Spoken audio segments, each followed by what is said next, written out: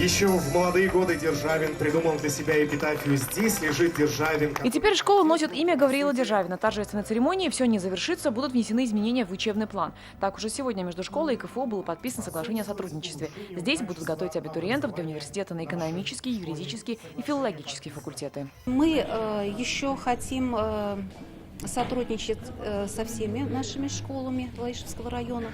Тоже будем готовить абитуриентов в ряды студентов Казанского федерального университета. Лаишевский район в народе называют Державинским не случайно. Здесь родился великий государственный деятель, первый министр юстиции Российской империи, поэт и драматург.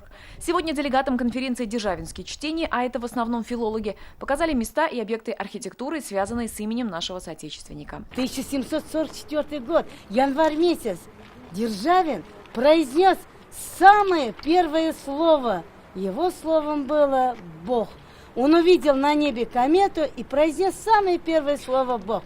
Это храм, в котором обвенчались родители Гавриила Державина. Это памятник XVIII века. Здесь вместо деревянной часовни появилась каменная со своей звонницей. Здесь, в селе Егорьево Лаишевского района, находится усыпальница родителей Гавриила Романовича Державина. Здесь покоится прах его отца Романа Николаевича и матери Фёклы Андреевны и сестры Анны. Этот памятник был отреставрирован в 2003 году.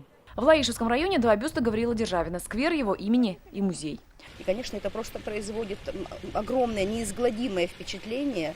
То есть, если действительно так сохранялось бы везде культурное наследие, то тогда, наверное, можно в будущее смотреть уверенно. После экскурсии филологи завершили день на пленарном заседании, где также говорили о творчестве Гавриила Романовича Державина. Альбина Слугараева, Ринат Сафин, ТНВ, Лаишевский район.